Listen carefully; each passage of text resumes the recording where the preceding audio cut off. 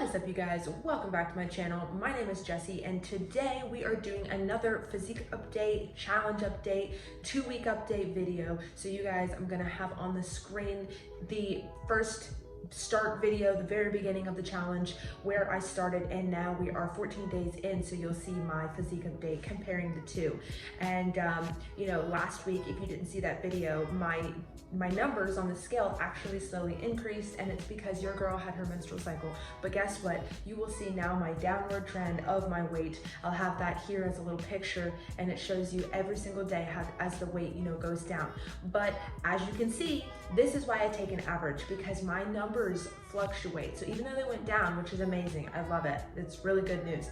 And I knew it would, because when you have a menstrual cycle, your hormones, they just cause your weight to fluctuate, and it just balances back out. So as you see, the weight balanced back out, but I still had some fluctuations.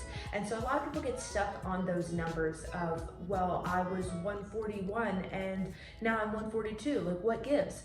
Every day is going to be different. It doesn't matter. Your weight fluctuates. It's just what happens. That is why I always do the average. So what we'll go ahead and do, because I have it here on my paper, we're going to do the average. So last week, I'm going to go ahead and read you my numbers. So from January 25th to the 31st, it says, I'll read really fast, 142.7, 142.5, 142.9. It's starting to go up, 143.2, 143.6, and 143.9.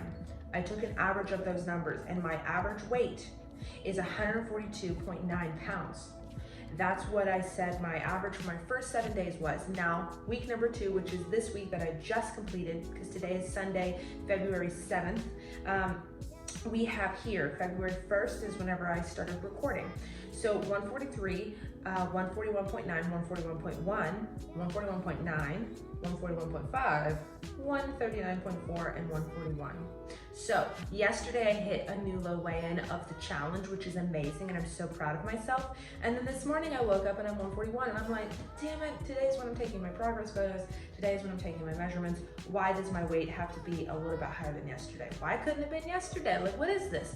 It happens. It's okay. This morning I woke up a little gassy. Like, it's just what happens. Our bodies just process things differently, and some days it's going to be lighter, and some days it's going to be like, girl, I gotta go to the bathroom, but just not yet, you know?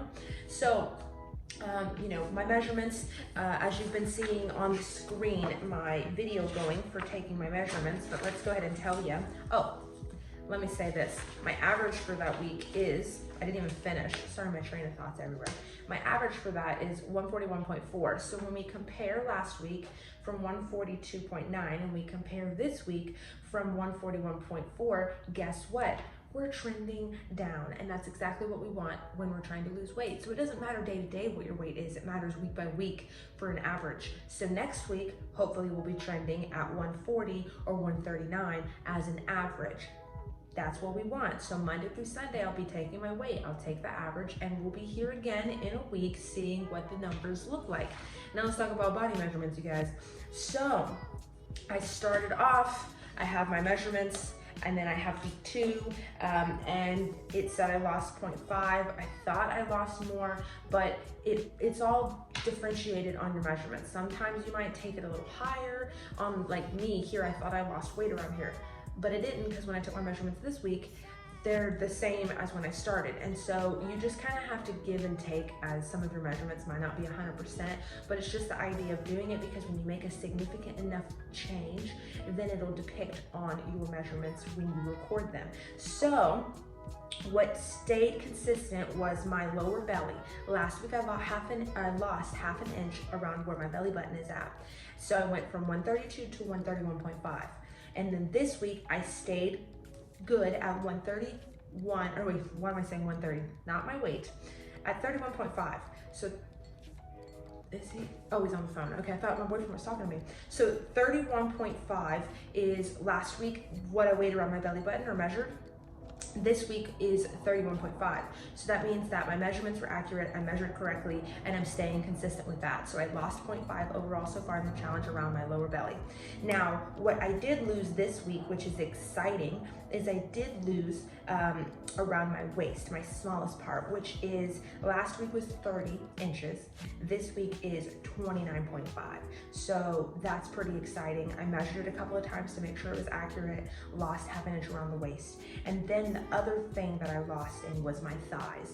And that's something that I know eventually goes down because your girl's got we got some pretty hefty thighs. Give me a second, I'm gonna shut the door.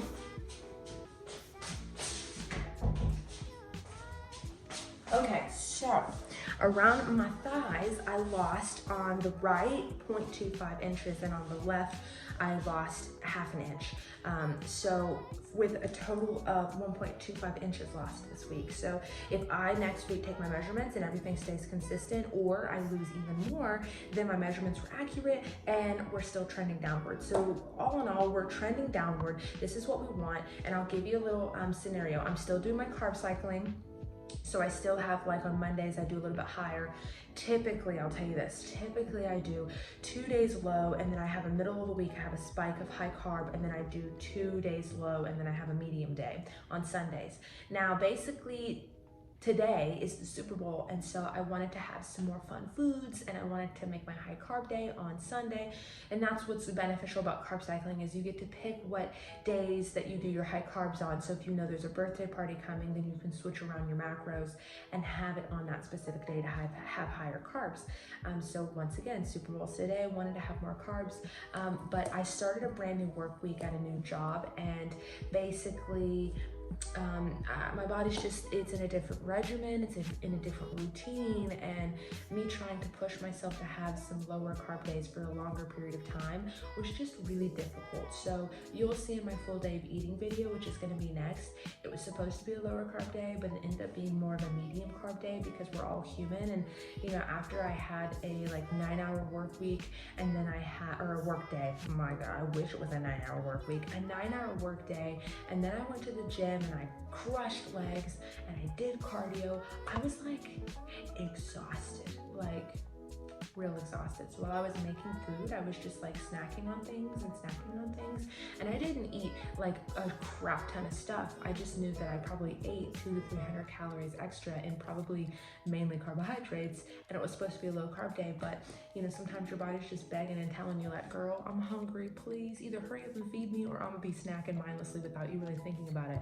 And it happens. So what's beneficial about carb cycling is, okay, well, I'm glad that I have these extra calories coming up, because I can just take a little bit of those away, and you know, it'll be even throughout the week because I just added it to the day that I had extra, you know, calories and carbohydrates. So then it still ends up being the total caloric intake that I need to have in the whole week to, you know, to keep consistent with my caloric deficit. So that's another reason why I like carb cycling, because it's very forgiving. You know, it's not ideal for you to constantly do that and to constantly take away from your higher carb days, because there's an importance for your higher carb days. But nonetheless, it happened. I can fix the issue, and we'll still be on a downward trend for the next coming up week. So it's just been a little bit of a challenge because I do have a new job. So, you know, now I will be showing you guys full days of eating and stuff, being on the go, being in the car, bringing my meals with me, packing my meals, showing you how you can stay consistent even if you're out and about and doing things. One day this week coming up, I think I'll do a full day of eating. Maybe I'll do it on Wednesday, which is going to be my higher carb day. Wait, it's either Wednesday or Thursday is my higher carb day. Whenever I have a higher carb day, I'm going to show you guys how you can eat practically all your meals out and still hit your macros. It's not ideal, once again, because it's not super accurate, but it is possible. But I will say, when you do eat out, drink a lot of water, just because things are higher sodium. And not that we're tracking sodium, but once again, it still is a lot more sodium than our bodies are used to. So if you can, you know, specifically make sure you sweat extra on those days, whether if you do some of the sauna, you do a little bit of cardio, like your 30-minute session in our challenge, you can do one of your 30-minute sessions, and then just drink lots of water, because sweating and then also flushing it out by drinking lots of water is going to help with, you know, making sure that the scale doesn't spike up dramatically due to excess, you know, sodium, and then it's wanting to retain water because of that. Just a little tidbit, but I think I've chatted enough. You know, I've had some days because of this, you know, work week where I'm just like, I don't even know what I'm supposed to be doing. I'm just so friggin' hungry, but I have my tactics. I have my tricks for what I do when I'm starving, or not, I don't want to say starving because I never starve myself, but when I'm really hungry and I know I need to wait, because once again, your girl can just eat all her macros first thing in the morning in a blink of an eye. I just love food, and I'm a hungry girl. I have a big appetite, but I have to find ways to keep me accountable, keep me consistent, and keep my hunger at bay with minimal calories or 0 calories. And I have all those tactics and tricks. Now, do I remember if I put those in my next video? I'm not too sure, but you'll see it in upcoming full day of eating videos when I'm hungry and I can't necessarily, or I don't necessarily want to eat calories yet. I want to wait a little bit longer because I know my hunger, I know my routine, and I know when I eat my food the most, which is in the afternoons. So I have to keep my hunger at bay throughout the day. But other than that, I hope everyone in the challenge is doing great. I did have one client, she said that she lost 3 pounds, and when she told me, it only had been a week and a half into the challenge. So being consistent is just amazing at what your body can achieve. I mean, look, I've been doing this for 14 days and I've already, you know, like lost measurements and lost weight by being consistent. I'm not taking any supplements other than pre-workout and protein powder, and that's basically it if you want to consider those supplements.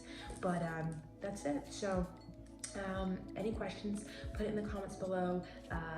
Anything that I didn't touch on or you guys have questions on about what I'm doing, then let me know. You can message me on my Instagram. All my, you know, all of my like social media stuff will be in the description box below.